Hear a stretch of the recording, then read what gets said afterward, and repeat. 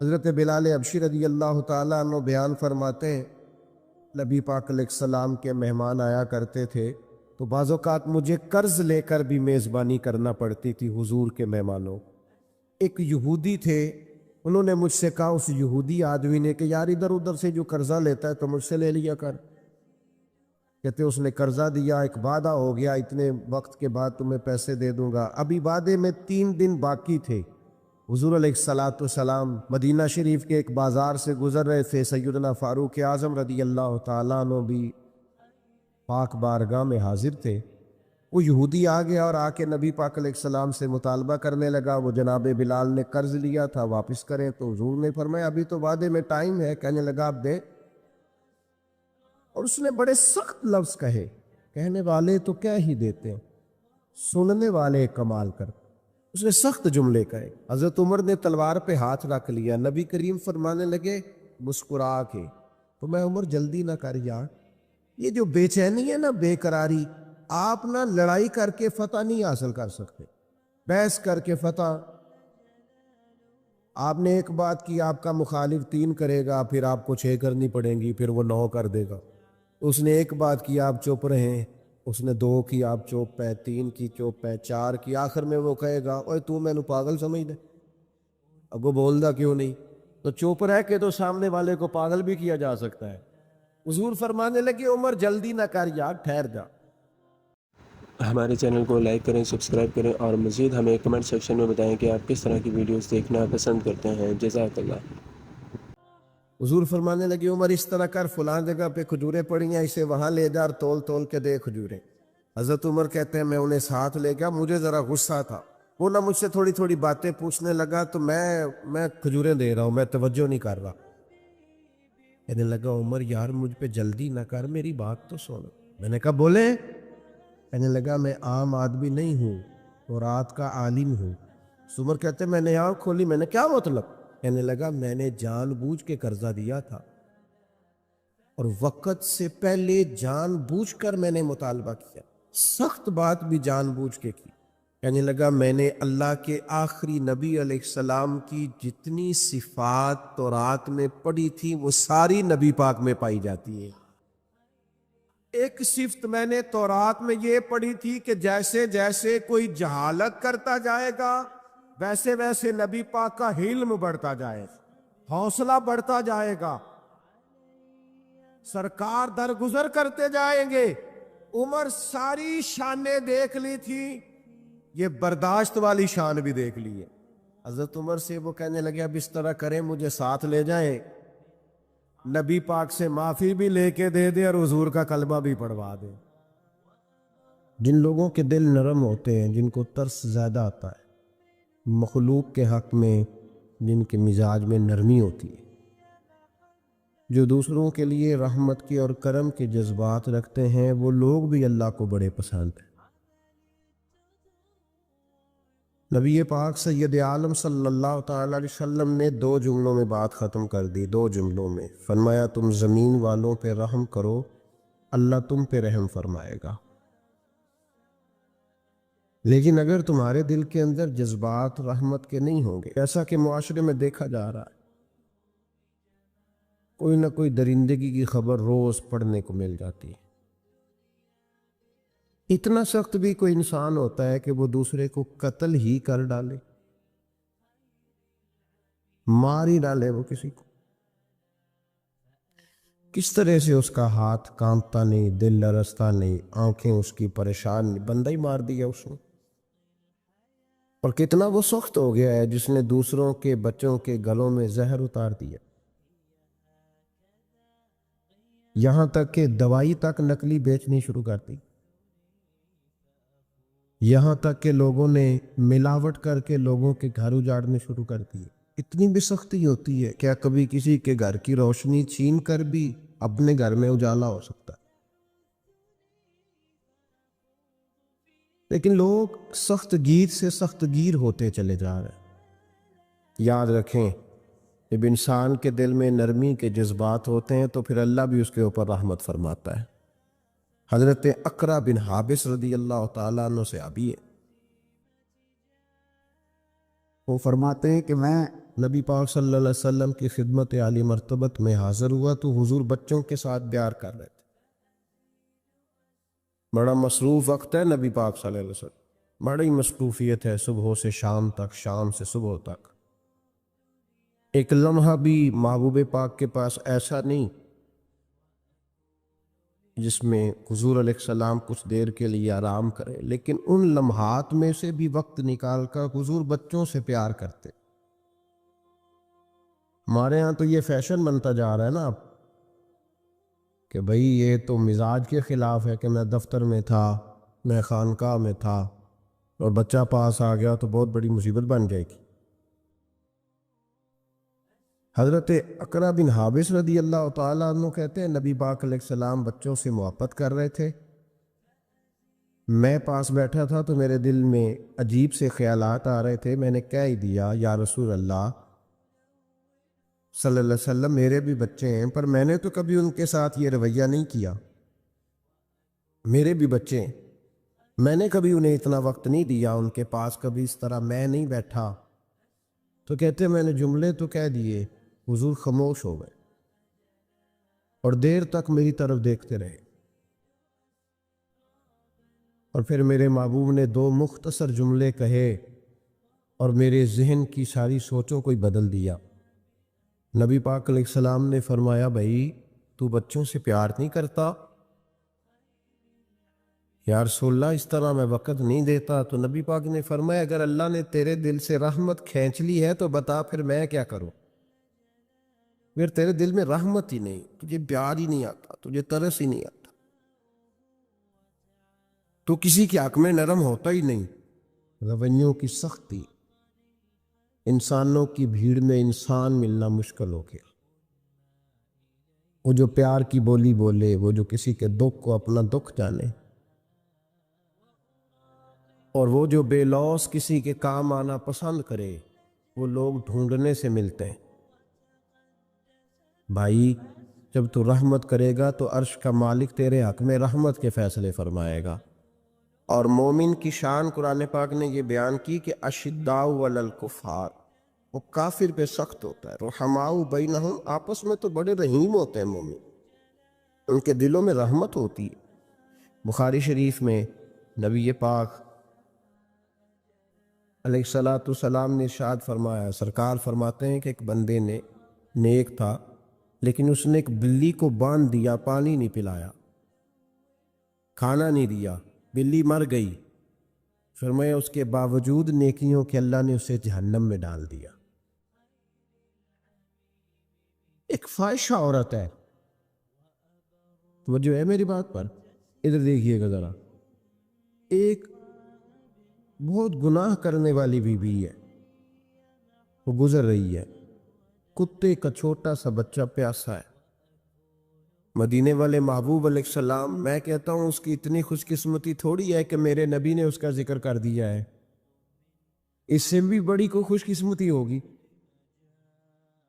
محبوب پاک علیہ السلام ارشاد فرماتے ہیں کہ وہ عورت گزر رہی تھی تو کنویں کے کنارے سخت گرمی کے موسم میں کتے کا بچہ پیاسا، لوگ یہاں بلا وجہ الجھ جاتے ہیں، کہتے ہیں ساری زندگی انسان گناہ کرے اور کتے کے بچے کو پانی پلائے تو بخشا جائے۔ او بھائی مطلب یہ نہیں کہ وہ کتے کا بچہ تھا، مطلب یہ تھا کہ اس کے دل میں اللہ نے، اس کے سینے میں اللہ نے رحمت والا دل پیدا فرمایا تھا۔ اور انسان کی نہیں، وَلَٰكِن يَنظُرُ إِلَىٰ قُلُوبِكُمْ، رب جب دیکھتا ہے تو وہ دل دیکھتا ہے، تو اس کے سینے میں جو دل تھا وہ رحمت والا تھا، سخت گیر نہیں۔ کتے کا بچہ پیاسا، کنویں کے کنارے، گرمی بڑی سخت، گزرنے جاتے لوگ، اپنا بچہ اسی کے آگے، اور جس کو دکان پہ رکھا ہے اس کو کہا پیسے نہیں لینے، پکڑ سائیکل، لا سودا،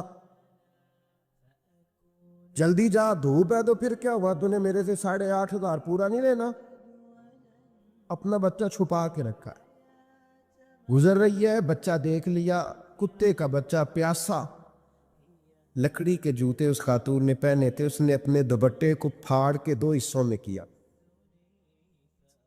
اور پھر اس نے وہ اپنا جوتا لکڑی کا کنویں کے اندر لٹکایا، اور پانی نکال کے تو یوں کر کے جب وہ बच्चे के मुंह में उड़ेल रही थी तो अर्श का मालिक राजी हो रहा था, उसको पैदा करने वाला रब राजी हो रहा था। और मेरे हबीब फरमाते हैं चंद कतरे उस बीपी ने उसके मुंह में पानी के क्या उंडेले, खुदा की रहमत को जोश आया और मैं फरिश्तों इसके गुलाम वाली लिस्ट सारी फाड़ दो, मैंने इसे जन्नत देने का फैसला फरमा लिया है। अजीज़ों याद रखें, महमूद गजनवी रहमतुल्लाह ताला अलैह से किसी ने कहा था कि आप शुरू से ही रईस आज़म हैं। फरमाने लगे नहीं, मेरे वालिद अल्लाह की मखलूक पे रहमत करते थे तो अल्लाह ने उन्हें बादशाही अता फरमा दी। महमूद गजनवी कहते हैं कि वो लोगों पे मेरे वालिद रहम करते थे तो रब ने मखलूक पर रहम करने की बरकत से उन्हें बादशाही अता फरमा दी। महमूद गजनवी के वालिद जो थे सुबकुद्दीन उनका नाम था, तो शिकार के बड़े शौकीन थे। शिकार करने के लिए जंगल में जाया करते थे, कुछ बेचा करते थे, कुछ खा लिया करते। कहते एक दिन मैं सुबह गया, शाम तक मैंने शिकार ढूंढा पर मुझे कोई चीज ना मिली। असर का वक्त हो गया तो मैंने ना एक हरनी का बच्चा मेरे हाथ आया, मैंने फटाफट उसको अपने उठा के घोड़े के आगे रखा और मैंने सरपट घोड़ा दौड़ा दिया। बच्चा बड़ा प्यारा था, उसको लेके मैं तेजी से जंगल से निकला कि कहीं शाम ना हो जाए। कहते हैं बहुत तेजी के साथ जंगल से बाहर आया, तेज भगाते भगाते पलट कर मैंने देखा ही नहीं। जब सारा जंगल गुजर गया, आबादी आई, जरा सस्ताने के लिए मैं रुका, मैंने पलट के देखा तो वो हरनी जिसका मैं बच्चा उठा के लाया था वो भी मेरे पीछे पीछे भागी आ रही। कहते मैंने पलट कर उसकी तरफ देखा तो उस जानवर की आंखों में ना अजीब सी मेरे हक में अजीब सी गुजारिश थी, गोया माँ मिन्नत कर रही थी कि मेरा बेटा वापस कर दे। कहते मेरा यही कारोबार था, जानवर लाना, कुछ बेचना, कुछ खाना, शिकार करना, यही मेरा कारोबार था, यही मेरा शुगल था, यही मेरा शौक था। और सुबह से शाम तक एक बच्चा मेरे काबू आया। सुबकुद्दीन कहते हैं कि उस माँ की आंखों में अजीब सा, यहाँ तो हमारे देहाती माहौल में आज भी ये रस्म पाई जाती है। नाराज हो गई है अम्मा, सारी रात वो बेदार रही, बच्चे पाले उसने। तो ससुर साहब कहते हैं पकड़ लो बच्चे, भगा दो इसको, अल्लाह से डर ना, तू बच्चों को माँ से जुदा कर रहा है। सोचा ही नहीं, रख लो बेटा और बेटी और इसको चलता करो, खुद ही तड़पे की तो आ जाएगी। महमूद गजनवी के वालिद कहते हैं उस माँ की आंखों में मैंने जब वो तजस्सुस देखा तो एक मिनट में मैंने फैसला किया। कहते हैं बच्चा मैंने ज़मीन पे छोड़ा और बच्चा दौड़ के माँ के पास चला गया। माँ ने उसे लेके ना टांगों में उसको चूमा, उससे प्यार किया, हरनी प्यार करने लगी। फरमाते फिर मैंने देखा कि वो माँ बेटा जंगल की तरफ चले, थोड़ा सा आगे जाके तो वो हरनी फिर लौट आई, मेरी तरफ उसने देखा, यूं लगा जैसे मेरा शुक्रिया अदा कर रही।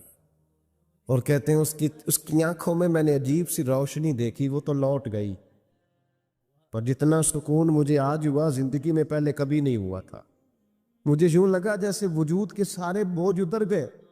मैं घर गया, वुजू की और इशा की नमाज की नीयत, असर मगरिब तो रस्ते में हो गई, इशा की नमाज पढ़ी तो इतना लुत्फ सजदे में आया जितना पहले कभी नहीं आया था। कहते उसी वुजू में, इशा के वुजू में सो गया। मेरी आंख लगी थी कि मुझे मदीने वाले रसूल का दीदार नसीब हो गया। महबूबे पाक अलैहिस्सलाम मेरी ख्वाब में आए और हुजूर ने फरमाया तूने आज अल्लाह की मखलूक पे रहम किया है तो रब ने तुझे अपनी मखलूक का सरबराह बनाने का फैसला फरमा लिया है। अब बादशाहियां तेरे हाथ में आएंगी, अब तू बादशाह बनेगा और अल्लाह की मखलूक को आगे लेकर के चलेगा, उनकी रहनुमाई और पेशवाई तू करेगा। एक खातून के लिए मैं हमेशा दुआ करता हूँ। हज के एक सफ़र से मैं वापस लौट रहा था तो PIA की एक बहन मुलाजमा, उसको मुझे जब याद आती है तो मेरे दिल से दुआ निकलती है। बूढ़े बूढ़े लोग हज करने जाते हैं ना, तो मैंने देखा कि वो खातून उनको पकड़ के लाती, सीट पे बिठाती, बेल्ट नहीं बांधना आता तो बेल्ट बांधती, फिर उनको पूछती कि आपको कोई तकलीफ़ तो नहीं, और फिर उनकी ज़ुबान में उनसे गुफ्तगू करती اور ان کو سمجھاتی سامان سارا رکھ لیا ہے، اور پھر جب اتر رہے تھے تو وہ دیکھتی کہ بوڑھا کون ہے ان میں سے، کمزور کون ہے، وہ خاص کر اس کے پاس جاتی۔ میری طبیعت ابھی کی بات ہے، میں جا رہا تھا تو ایک سامنے میرے شخص، تھوڑی دیر پہلے میں راہ والی کی طرف جا رہا تھا تو ایک ساتھی میرے سامنے موٹر سائیکل سے گزر رہا ہے، تو سڑک پہ جتنے لوگ کھڑے تھے انہیں سب کے پاس بریک لگائی، بھائی جانا ہے تو آ جاؤ بیٹھ جاؤ، اور آگے جا کے آؤ بھائی کہاں جانا ہے، ایک آدمی کو بٹھایا تو آگے چھوڑا۔ اب وہ کر گیا جو اس نے کرنا تھا، ہو گئی بات، لیکن خطبہ جمعہ میں اس کا ذکر ہو رہا ہے، یہاں اس کا ذکر ہو رہا ہے، تو بات تو مختصر سی ہے نا، بات تو چھوٹی سی ہے تو تیرے دو جملے ہے، تو چھوٹی سی تیری بات کہ تو کہ بابا جی آؤ میں آپ کو سڑک کراس کرا دیتا ہوں، بیٹھ جائے میرے ساتھ، کہاں جانا ہے، وہ اتنی لمبی بات نہیں بھائی، لیکن شرط یہ ہے کہ تیری طبیعت میں نرمی ہو، شرط یہ ہے کہ تجھے اللہ کی مخلوق سے پیار ہو، تو ان پہ ترس کھائے، تو ان کے لیے توجہ کے جذبات رکھے، تو تھوڑا سا ان کے ساتھ رویہ اپنا ٹھیک کرے۔ امام غزالی رحمۃ اللہ تعالی علیہ طریقت میں، تصوف میں، منطق میں، فلسفے میں، حدیث میں، تفسیر میں، ہر جگہ امت کی رہنمائی کرنے والی شخصیت۔ امام غزالی رحمۃ اللہ علیہ وصال کر گئے، ایک آدمی آپ سے بڑی محبت کرتا تھا، وہ کہتا مجھے امام صاحب خواب میں ملے، تو میں نے کہا حضور انتقال کے بعد آپ پہ کیا گزری؟ تو فرمانے لگے میں نے اپنے رب کو بڑا ہی کریم پایا ہے، میں نے اپنے مالک کو بڑا ہی مہربان پایا ہے، وہ بڑا معاف کرنے والا ہے۔ تو فرمانے لگے میں نے عرض کی کہ حضور آپ نے دین کی نوکری بڑی کی، خدمت بڑی کی، کتابیں لکھی، درس، تدریس، واعظ، نصیحت، تبلیغ، بڑا کچھ کیا، اس سبب سے اللہ نے آپ کو معاف کیا؟ تو امام غزالی فرمانے لگے نہیں بھائی، سبب تو کوئی اور چیز بنی ہے۔ کہ وہ کیا؟ تو امام صاحب فرمانے لگے میں ایک دن تحریر لکھ رہا تھا تو اپنا قلم میں نے سیاہی میں ڈبویا، گرمی بڑی شدید تھی، جب اس قلم کو میں لکھنے کے لیے اٹھا رہا تھا نا تو ایک مکھی آ کے بیٹھ گئی اور وہ سیاہی چوسنے لگی، میرے دل میں خیال آیا بیچاری پیاسی ہے، چلو اچھے طریقے سے چوس لینا، اس کی گرمی تھوڑی ٹھنڈی ہو جائے تو میں دوبارہ سے سیاہی لگا لوں گا۔ فرماتے میں نے اسے وہ موقع دیا، اس نے اچھے طریقے سے اس سیاہی کو پی لیا، وہ تو اڑ گئی، بات ختم ہو گئی، میں بھول گیا، کبھی یاد ہی نہیں آیا۔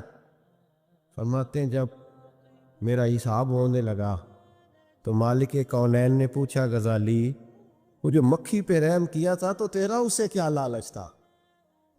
کیا لالچ تھا؟ نہ تو اس کا کوئی ووٹ بینک تھا، نہ تیرے کام آ سکتی تھی، نہ وہ کوئی ڈیوٹی کر سکتی تھی، نہ تیرے کوئی وہ تیری تعریف کر سکتی، اس بے زبان سے کی کیا لالچ تھا؟ کیوں موقع دیا؟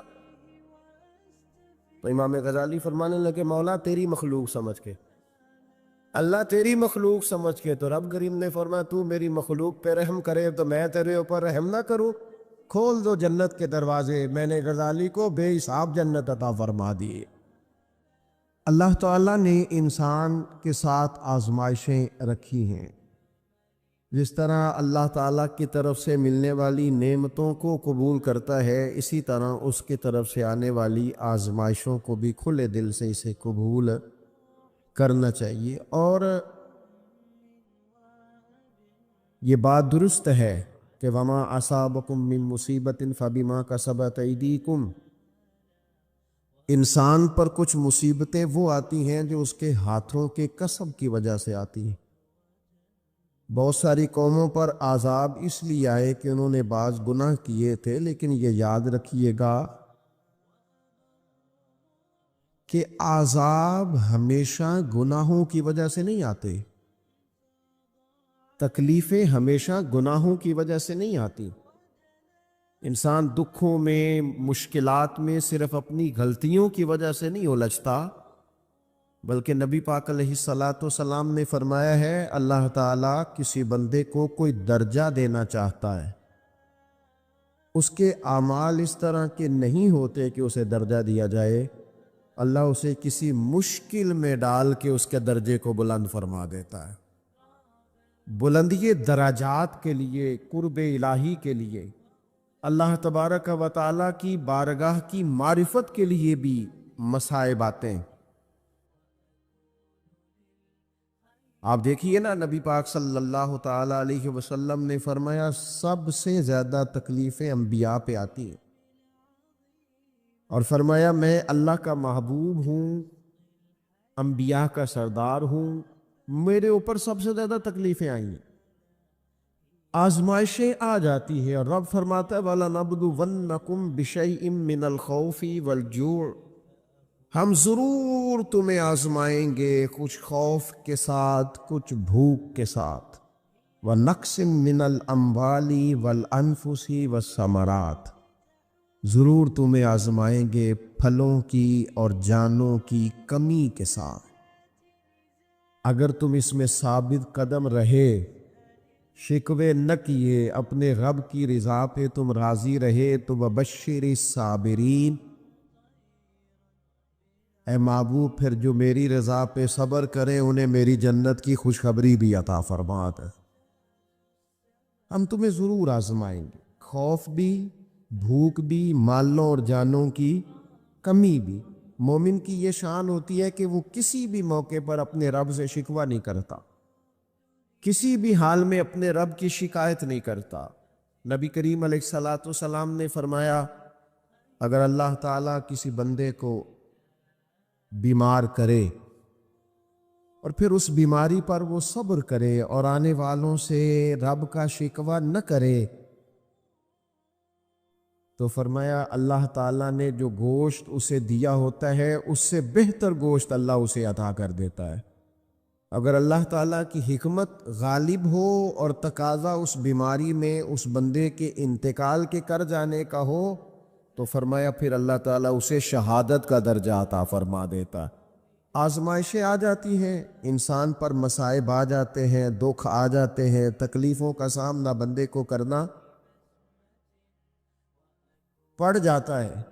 اب یہ کہ اس میں اپنے دل کو، اپنی روح کو قرار دیا جائے، اپنے آپ کو اللہ کی رضا پہ کھڑا کیا جائے۔ ہمارے چینل کو لائک کریں، سبسکرائب کریں اور مزید ہمیں کمنٹ سیکشن میں بتائیں کہ آپ کس طرح کی ویڈیوز دیکھنا پسند کرتے ہیں۔ جزاک اللہ۔ اور ان حوادث کا مقابلہ کیا جائے، ان چیزوں کو دیکھا جائے اور یہ غور کیا جائے کہ میرا رب اگر اسی بات میں راضی ہے تو یقیناً اس میں اللہ کی کوئی خاص حکمت ہوگی۔ نبی پاک علیہ السلام نے ایک شخص سے پوچھا کیا دعا مانگ رہے ہو؟ تو اس نے کہا یا رسول اللہ میں اللہ کی بارگاہ میں صبر کا سوال کر رہا ہوں۔ تو حضور فرمانے لگے صبر تو مصیبت پر ہوتا ہے۔ یا رسول اللہ پھر کیا مانگو؟ آپ ان جملوں اور لفظوں کی گہرائی کو سمجھیں، صبر کے لیے تو پہلے مصیبت آئے گی، پھر صبر آئے گا۔ تو یا رسول اللہ کیا مانگوں؟ فرمایا تو رب سے عافیت مانگ۔ مانا کیا ہے؟ مصیبت آئے کیوں؟ اللہ تجھے اپنی حفاظت کے حصار میں لے لے، وہ وقت ہی کیوں آئے کہ جب تیری طبیعت الجھ جائے، جب تو پریشان ہو جائے، جب تو اللہ سے عافیت مانگنا۔ جب تو عافیت مانگے گا تو اگر کبھی مشکل آئے گی بھی نا تو خدا پھر اپنے فضل سے مشکل سے نکلنے میں رستہ بھی بڑی جلدی عطا فرمائے گا۔ ہمارا یہ مزاج بن گیا ہے کہ ہم اپنے حق میں ایسی چیزوں کا سوال کر رہے ہوتے ہیں جو کئی دفعہ ہمیں مل جائیں تو ہمارا نقصان کرے۔ قرآن حکیم ایک جگہ پہ اللہ کریم نے فرمایا ہے کہ اگر سب لوگوں کو مال دے دوں تو بغاوت کریں، فساد ہو جائے۔ کیا مانا کہ اپنا نقصان کر بیٹھے لوگ۔ ہم اپنے مالک کی بارگاہ میں بعض ایسی چیزوں کے سوالی ہیں کہ جو ہمارے لیے ٹھیک نہیں ہے، ہمیں اس کے کرم پر چھوڑنا ہے۔ یاد رکھنا جب قومیں مادہ پرست ہو جاتی ہیں نا، جب وہ ہر چیز کو پیسے میں تولتی ہیں اور پہلے اپنا نفع دیکھتی ہیں، پھر وہ معاشرہ انسانوں کا معاشرہ نہیں رہتا، وہ تاجروں کا معاشرہ ہوتا ہے۔ وہاں ہر چیز سیل ہوتی ہے، بیچی جاتی ہے۔ دوستو، قلبی طور پر جب دلوں میں گنجائش ہوتی ہے، جب ہمارے دلوں میں وسعت ہوتی ہے، جب ہمیں پیار کرنا آتا ہے، 2 آدمیوں کا کھانا 3 آدمی کھا سکتے ہیں، شرط یہ ہے کہ وہ تیسرے کو بٹھانے کی وسعت رکھتے ہوں۔ 4 آدمیوں کا کھانا 5 آدمی کھا سکتے ہیں، شرط یہ ہے کہ ان کے دلوں میں گنجائش موجود ہو۔ یاد رکھنا، ایک چھت کے نیچے ایک ہی گھر کے اندر 4-5 خاندان گزارا کر سکتے ہیں، شرط یہ ہے کہ ان کے دلوں میں گنجائش موجود وہ، شرط یہ ہے کہ وہ قلبی کیفیات وہی رکھتے۔ لیکن ہمیں نہ کچھ مست سا کر دیا گیا ہے اپنی اپنی دنیا داری میں، کچھ محب سے ہیں، کچھ اس طرح کا ماحول بنا دیا گیا، مجھے کیا لینے دیں، کیا لینے دیں مجھے، مذہبی لوگ بھی اتنے لاکھ کی محفل نعت، اتنے لاکھ کا عرس، اتنے لاکھ کی فلانی شے۔ اور خدا کے بندو، کچھ دیر کے لیے چھوڑ لو، کچھ دیر کے لیے مہربانی کر لو اور دیکھو تو صحیح ضرورت کس چیز کی زیادہ ہے۔ چلو کوئی تو گنجائش پیدا کرو زندگی میں، کہیں کسی ایک چیز کو روک لو۔ مستحب کا اور واجب کا فرق ہی نہیں سمجھتے۔ اقبال کہنے لگے، یہ کسی شوخ نے لکھ دیا یہ جملہ محراب مسجد پر کہ یہ ناداں گر پڑے سجدے میں جب وقت قیام آیا۔ وقت تو قیام کا تھا، تم سجدوں میں ہو، اٹھنے کا ٹائم تھا، لوگوں کی مدد کرنے کا وقت تھا، اور تم ابھی بھی اپنے ختمات شریف میں الجھے ہوئے ہو۔ کل 10واں چیلم مستحب ہے، 2 آدمی بیٹھ کے ختم دلا لیں ہو جاتا ہے۔ یہ باقی کا لاکھوں روپے کا مال ان جگہوں پہ پہنچایا جائے جہاں ضرورت ہے۔ محفل نعت آپ کے محلے کا نوجوان بھی نعت پڑھ سکتا ہے، مکانی خطیب کو بھی تقریر آتی ہے، ہر جمعے کرتا ہے، اور بڑے کام ہے کرنے والے، لیکن وہ بس ٹھیک ہے، ہم جہاں لگ گئے وہاں سے ہلنے کو تیار ہی نہیں، ایک مخصوص سا مزاج بنا لیا، اس سے باہر آنا ہی نہیں چاہتے، پسند ہی نہیں کرتے۔ تو اپنی زندگی کے اندر وسعت پیدا کرے، اپنے دل میں وسعت پیدا کرے۔ قحط حضرت عمر کے زمانے میں بھی آ گیا تھا، بڑی مشکلات کا سامنا کرنا پڑا۔ تو ان مصائب میں انسان کو تھوڑا سا پہلے تو ہمت کرنی ہے، پھر اس میں کرنے کا جو کام ہے وہ یہ ہے کہ سب سے پہلا کام تو یہ ہے کہ اپنے رب کی بارگاہ میں کھل کے دعا مانگی جائے، اللہ تبارک و تعالیٰ کے حضور التجائیں کی جائیں، دعائیں کی جائیں، رب کریم کو منایا جائے۔ حضرت عمر فاروق رضی اللہ تعالیٰ عنہ کے زمانے میں جب قحط آیا تھا تو حضرت عمر نبی پاک علیہ السلام کے چچا کو حضرت عباس رضی اللہ تعالیٰ عنہ کو لے کے میدان میں نکلے تھے، اور کیا خوبصورت لفظ انہوں نے ترتیب دیے تھے، عرض کرتے تھے مالک پہلے ہم تیری بارگاہ میں محبوب پاک کو لے کے آیا کرتے تھے، آج محبوب نے ظاہری وصال کیا ہے تو تیرے محبوب کے چچا کو لے کے آئے، تو اے اللہ تو مہربانی فرما، اپنے محبوب کے چچا کا صدقہ ہمیں بارش عطا فرما۔ تو بس حضرت عمر نے وہ دعا مانگی، حضرت عباس کو وسیلہ بنایا تو اللہ نے بارش عطا فرما دی۔ اچھا، پھر یہ دونوں چیزیں ہمیں حدیث صحیح میں ملتی ہے۔ ایک نوجوان نے، ایک شخص نے آ کے حضور کی بارگاہ میں عرض کی، یا رسول اللہ بارش نہیں ہوتی، دعا کر دیں، تو نبی پاک نے ہاتھ اٹھائے دعا کے لیے، اتنے ہاتھ بلند کیے کہ بغلوں کی سفیدی نظر آنے لگی۔ وہ کہتے ابھی محبوب کے دستے مبارک پوری طرح چہرے پر پھرے نہیں تھے کہ اللہ نے بارش عطا کر دی۔ پھر پورا ہفتہ بارش ہوتی رہی تو لوگوں کو اب بارش کی کثرت کی وجہ سے بعض مسائل بننے لگے، تو وہ پھر حاضر ہوئے، عرض کی یا رسول اللہ دعا فرما دیں، اب تو کچھ مشکلات بڑھنے لگی ہے۔ تو حضور نے پھر ہاتھ اٹھائے کہ اے اللہ اپنا فضل نصیب فرما، مہربانی فرما۔ کبھی بارش کی ضرورت ہوتی ہے اور کبھی بارشوں کا کثرت سے ہونا وہ تکلیف کا باعث ہو جاتا ہے بعض جگہوں پر، تو کہتے ہیں پھر حضور نے دعا فرمائی، ابھی چہرے پہ ہاتھ نہیں پھیرے تھے کہ مدینہ منورہ میں بارش ختم ہو گئی۔ تو سب سے پہلا اور ضروری کام ہمارا آج مزاج بن گیا ہے کہ ہم تبصرے کرتے ہیں، سیاست کرتے ہیں، اس پر بیٹھ کر اب ایک اور دور آ گیا ہے، ویڈیو بناتے ہیں، موبائل چلاتے ہیں، جو کہ بہت بڑا امتحان ہے ہمارے لیے کہ صرف 20 منٹ موبائل کو ہاتھ نہ لگائیں، بہت بڑا امتحان ہے۔ ہو سکتا ہے بہت سارے لوگ بڑی تکلیف میں آ جائیں کہ پورے 20 منٹ گزر گئے، اس پہ ویڈیو بنائیں گے، اس پہ کومنٹس کریں گے، اس پہ یہ کام ہم کرتے ہیں۔ حالانکہ اگر کوئی ایسی مشکل آ جائے تو شریعت نے ہمیں یہ سبق دیا ہے کہ پہلے دعا، پہلے اللہ کی بارگاہ میں حاضری۔ اکبر الہ آبادی نے کہا تھا کہ مصیبت میں بھی اب یاد خدا ہم کو نہیں آتی، دعا منہ سے نہ نکلی، جیبوں سے عرضیاں ہی نکلی۔ ہم محکموں میں درخواستیں دیتے ہیں لیکن دعا کی طرف بڑھتے، بڑا خوبصورت کام ہے۔ سب سے پہلے تو یہ کریں کہ وہ جو ہمارے بھائی تکلیف میں ہیں، مجبوری میں ہیں، ان کے لیے اپنے رب کی بارگاہ میں عرض کریں کہ مالک، قدرتوں کا مالک تو تو ہے، ہر چیز تو تیرے دست کرم میں ہے، اور تو کریم اتنا ہے کہ بندوں پہ تو غضب نہیں زیادہ فرماتا، رحمت ہی زیادہ فرماتا ہے، اور تیری رحمت تیرے غضب پر غلبہ رکھتی ہے، اس لیے مالک تو کرم فرما، اور یہ جو لوگ ہیں تو انہیں اپنے فضل سے ہی آسانی عطا فرما تاکہ اس مشکل سے نکل آئیں۔